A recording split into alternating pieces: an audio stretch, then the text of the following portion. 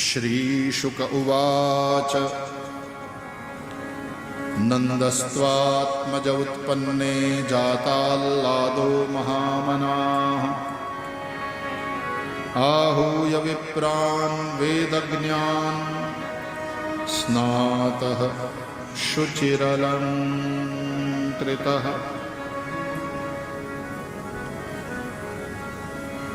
नंद के आनंद भयो।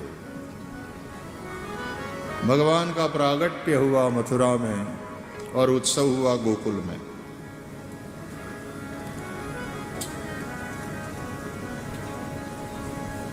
गोकुल, मथुरा और द्वारका ये भगवान की लीला स्थली।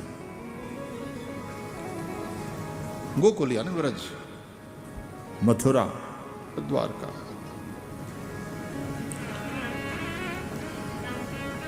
वेदांत की दृष्टि से ये तीन शरीर है, स्थूल शरीर, सूक्ष्म शरीर, कारण शरीर। गोकुल स्थूल शरीर, मथुरा सूक्ष्म शरीर, द्वारका कारण शरीर। श्री कृष्ण सबकी आत्मा का नाम है। ये तीनों में लीला करती है। स्थूल शरीर गोकुल, गो इंद्रियां, कुल समूह, इंद्रियों का समूह, गोकुल स्थूल शरीर। स्थूल शरीराभिमानी चैतन्य को विश्व कहते हैं वेदांत में। मथुरा सूक्ष्म शरीर, सूक्ष्म शरीराभिमानी चैतन्य को तेजस कहते हैं वेदांत की भाषा में। द्वारका कारण शरीर, कारण शरीराभिमानी चैतन्य को प्राज्ञ कहते हैं वेदांत की भाषा। तो विश्व, तेजस और प्राज्ञ ऐसी संज्ञा हो जाती है। भगवान की लीला, श्रीमद् भागवत की ये कथा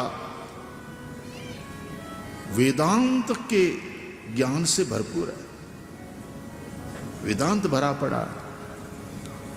इसलिए मैं कहा करता हूं कि भागवत की जलेबी, ये कथा जैसे जलेबी है, इसकी सब कथा जलेबियां। और ये जलेबी वैराग्य का रंग चढ़ी। देखो जलेबी का रंग भी केसरी, विरागियों के वस्त्र का जैसे रंग। तो वैराग्य का रंग चढ़ी और प्रेम भक्ति की चाशनी में नहाई हुई। इसलिए जलेबी बहुत अच्छी लगती है। भागवत तो भक्ति प्रधान ग्रंथ है, इसलिए कथा मीठी लगती है, प्रेम भक्ति की चाशनी में। तो यहां तो हमने चर्चा करी ना कि धर्म की व्याख्या भी भक्ति परक, प्रेम परक। दान व्रत तपो होम जप स्वाध्याय संयमई ही श्रेयोभिर्विविधैश्चान्यै ही कृष्णे भक्तिर ही साध्यते। तो धर्म तो सीढ़ी है साहब। धर्मम भजस्व सततम, ठीक है, चलो चढ़ो, धर्म के पथ पर चलो, राम जी की तरह। लेकिन बात प्रेमी बनना। जो मजहब, जो रिलीजन, जो धर्म तुम्हें घृणा से भर दे, दूसरों के प्रति असहिष्णु बना दे, दूसरों के मत के प्रति असहिष्णु बना दे, दूसरों के लिए क्रूरता और दूसरों की हिंसा करने के लिए प्रेरित करे, वो धर्म धर्म नहीं, वो मजहब मजहब नहीं, वो रिलीजन रिलीजन नहीं। और धर्म शब्द का तो फिर मजहब और रिलीजन के साथ क्या मैं तुलना करूं, क्योंकि वो कोई एक पूजा पद्धति का नाम नहीं है धर्म। धर्म शब्द की व्याख्या बड़ी विशाल है। धर्मस्य तत्वम निहितम गुहायाम।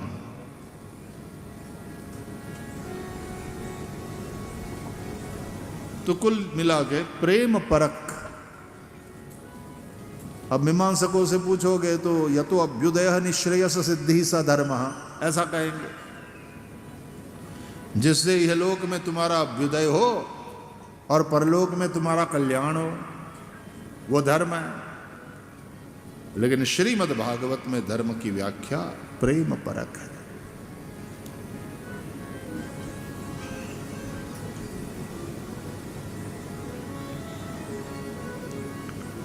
सवै पुंसाम परो धर्मो यतो भक्ति अधोक्षजे, यतो भक्ति ही अधोक्षजे अहैतुकी अप्रतिहता ययात्मा संप्रसीदति।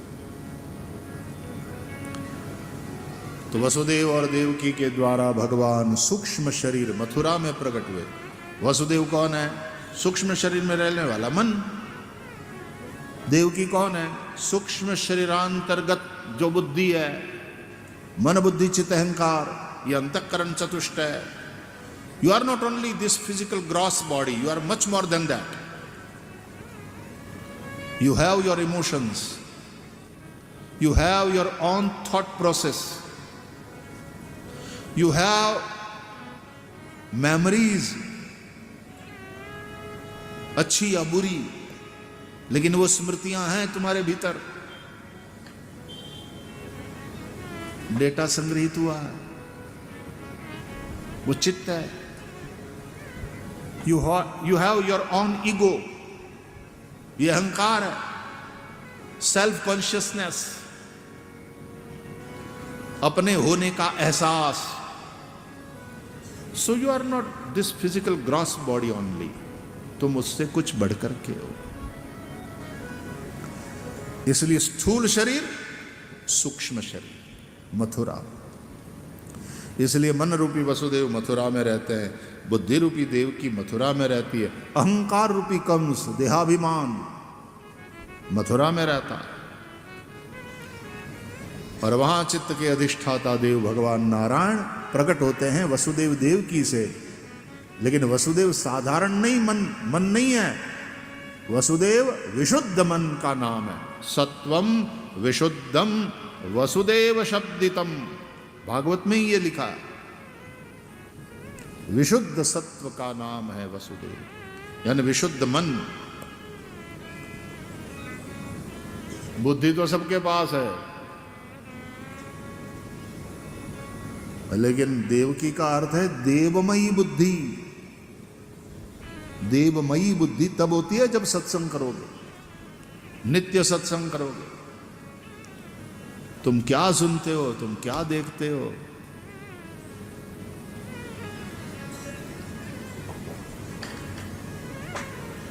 बचपन से ही जहां सामने बकरे या मुर्गे कटते हुए देखे हों तो फिर हिंसा उनके लिए सामान्य हो जाती है। वहां दया करुणा जैसी चीज नहीं रहती। और तुमको एक विशेष रूप से सिखाया जाए कि ये तो धर्म का काम है, ये कुर्बानी है। मैं उसकी आलोचना नहीं करता, मैं किस तरह से मानव का मन तैयार हो रहा है उसकी बात कर रहा हूं। एक हिंदू धर्म का, सनातन धर्म का और अहिंसा का पुजारी होने के नाते ये पसंद नहीं है। कुछ भी खाने के लिए लोग स्वतंत्र, भारत के कॉन्स्टिट्यूशन ने दिया है वो आजादी, ठीक है। लेकिन हिंसा, तुमको हल्का सा चोट पहुंचती है तो भी दर्द, तुम्हारे बच्चे को चोट पहुंचती है तुम्हारे मुंह से दर्द की चीख निकल जाती, मेरे बच्चे को क्या हुआ। बच्चा रोने भी लगता है तो, और तुम किसी प्राणी को काट कर खा जाते हो। सनातन धर्म कहता है दया धर्म का मूल है, पाप मूल अभिमान, तुलसी दया न छाड़िए जब लग घट में प्राण। और मानव का शरीर जो है वो कुदरत ने, अब धर्म की बात छोड़ो, नेचर की बात करो। कुदरत ने by nature human body is fit for vegetarian food.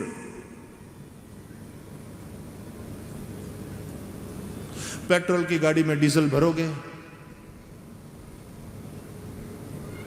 तो वेजिटेरियन फूड से चलने वाली गाड़ी में नॉन वेज क्यों भरते हो? ये मशीन ऐसे बनाई गई है जो वेजिटेरियन फूड के योग्य है। मांसाहारी प्राणी के जबड़े और दांत की रचना अलग प्रकार की होती है, शाकाहारी प्राणी के दांत की रचना अलग प्रकार की, मांसाहारी प्राणी के शरीर की उंतड़ियों की रचना अलग प्रकार की होती है। शाकाहारी प्राणी, उसकी उंतड़ियां, उसकी लंबाई, उसकी रचना अलग प्रकार की है। और जो मांसाहारी प्राणी है वो जीभ से पानी पीते हैं, शाकाहारी प्राणी होठ से पानी पीते हैं। हे मनुष्य, तू अपने आप से पूछ, इंसान खुद से प्रश्न कर, सवाल कर कि तू जीभ से पानी पीता है पशु की तरह कि होठ से?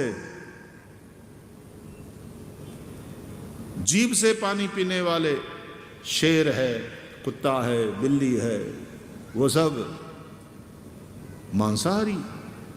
लेकिन होठ से पानी पीने वाले गाय, भैंस, ये सब जिह्वा से पानी पीने, होठ से पानी पीने वाले, वो सब शाकाहारी। नारायण, प्रणाम प्रभु। बंदर होठ से पानी पीने वाला, जो भी होठ से पानी पीने वाले हैं वो सब शाकाहारी प्राणी है। बाय नेचर उनकी मशीन वैसी बनी है। अब इंसान, तू अपने से सवाल कर कि तू जिह्वा से पानी पीता है कि होठ से? जवाब क्या मिलता है? हम होठ से पानी पीते हैं। इसका सीधा सा तात्पर्य यह निकला कि बाय लॉ ऑफ नेचर तुम्हारी ये जो मशीन है वो शाकाहार के योग्य बनाई गई है।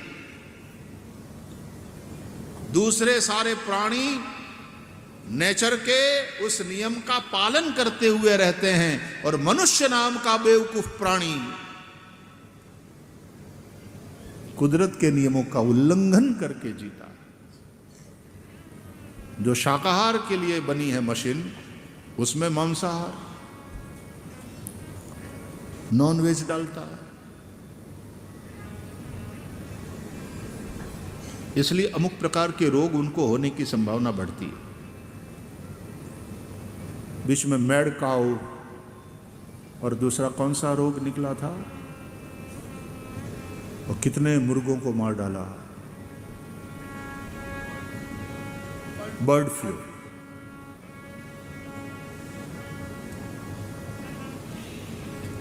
मांसाहारी प्राणी शिकार करके खा जाएगा और फिर पड़ा रहेगा, बहुत समय तक उसको जरूरत नहीं पड़ेगी। शाकाहारी प्राणी को थोड़ा थोड़ा खाते रहना, इसलिए हम 3-4 बार खाते हैं। शेर दिन में 4 बार शिकार नहीं करता, 3 बार शिकार करके नहीं खाता, मांसाहारी। बंदर खाता रहता, हाथी खाता रहता।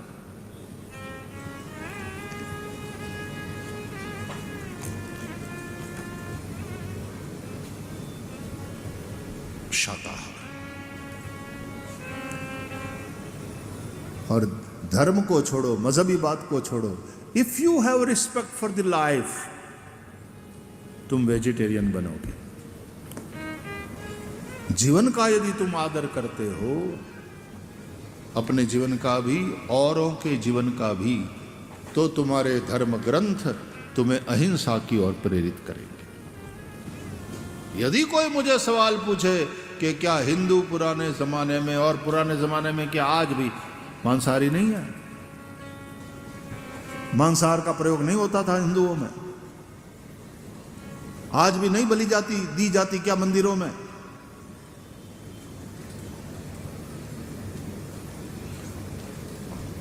प्राचीन ग्रंथों को देख लो, श्राद्धादि में मांस का प्रयोग नहीं होता था क्या? हमारे ही ग्रंथों की दुहाई देकर के लोग प्रश्न करते हैं। हाँ, था, होता था, लेकिन धीरे धीरे धीरे ऋषियों ने पूरी प्रकृति को देखा, पहचाना, समझा कि जिह्वा से पानी पीने वाले मांसाहारी है, होठ से पानी पीने वाले प्राणियों को कुदरत ने शाकाहार के योग्य बनाया। हम इंसान होठ से पानी पीते हैं, जीभ से नहीं, इसलिए हमारा शरीर शाकाहार के योग्य है। धीरे धीरे धीरे धीरे जैसे जैसे समझ डेवलप हुई, शाकाहार की ओर बढ़े।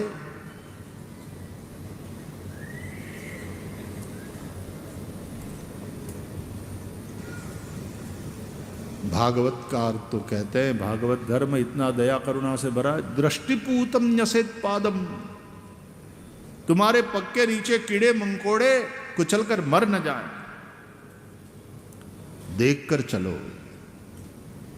हम चींटी को आटा डालने वाले लोग, हम मछलियों को भी खिलाने वाले लोग, हम पंछियों को दाना डालने वाले लोग, हम गाय को घास देना पुण्य का काम मानने वाले लोग,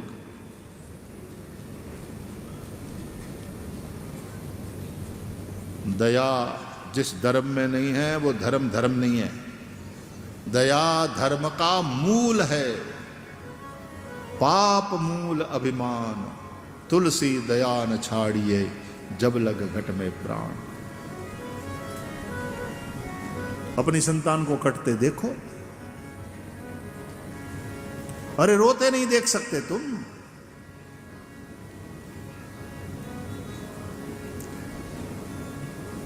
तो those who are non vegetarian, वो आलोचना नहीं है।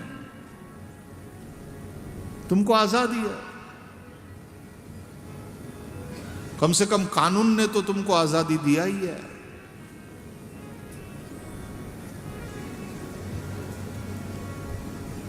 लेकिन यदि सूअर का मांस खाना हराम है, तो गाय को काट करके और गाय का मांस खा करके दूसरों के, इंसान के दिल को दुखी करना, क्या ये हराम नहीं है? ये हराम नहीं है?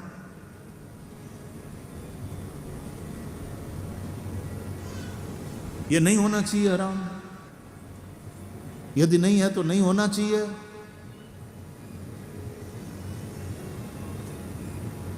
जो हिंदू गाय को माता कहता है, माता की तरह पूजता है, गाय में सर्व देवताओं का वास मानता है, उस गाय की कुर्बानी, उस गाय को खाना, उस गोवंश को मारना और करोड़ों करोड़ों हिंदुओं के दिल को दुखाना,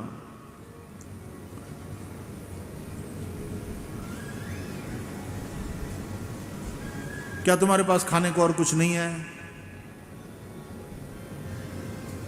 वहां तो जहां से उदय हुआ इस मजहब का, तो वहां न ज्यादा वर्षा होती थी, न ज्यादा वनस्पति, न ज्यादा खाने को। हर एक धर्म के डूज एंड डोंट्स देश काल के अनुरूप बनाए गए होते हैं, पैगंबरों के द्वारा या स्मृतिकारों ऋषियों के द्वारा। डूज एंड डोंट्स, विधि और निषेध देश काल के अनुसार होते हैं। इसलिए श्रुति नहीं बदलेगी, लेकिन स्मृति नई नई नई आती रहती है। स्मृति अनेक है। स्मृति क्या है? Code of conduct. तो कुरान है तो हदीस भी है।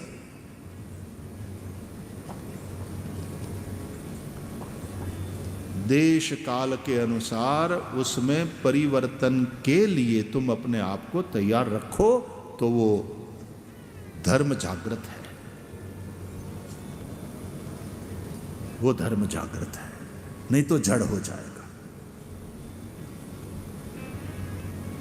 जिंदा पेड़ पर्ण बदलता है, नए नए फल लगते हैं। मरे हुए पेड़ को क्या कोंपलें निकलेंगी? उसको क्या नए पत्ते, क्या नए फूल, क्या फल? वो सूखा ठूंठ। वो तो जलाने के काम पे ही आता है फिर, या फर्नीचर बनाओ। न वो छाया दे सकता है, न किसी के भूख को मिटा सकता है।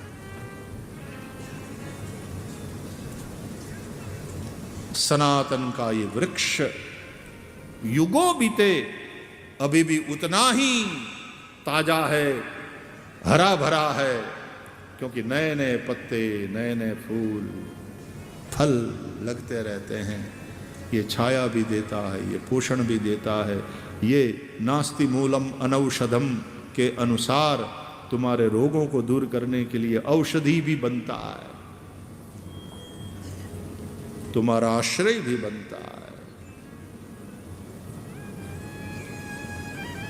इसलिए सनातन धर्म की महिमा। यह आलोचना किसी की नहीं, कंपैरेटिव स्टडी है, यह कंपैरेटिव स्टडी है। और यह करने के बाद हमें सनातनी होने का गौरव।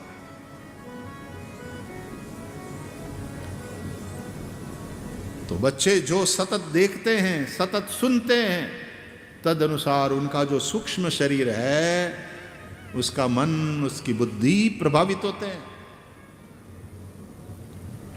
तो मन में करुणा के स्थान पर क्रूरता आती है और उसकी बुद्धि ऐसी हो जाती है कि ये तो जायज है।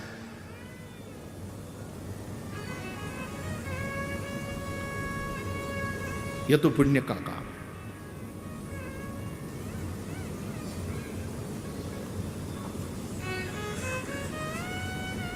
श्रीमद् भागवत का जो धर्म है, भागवत धर्म कहते हैं, वो करुणा और दया के ऊपर खड़ा है।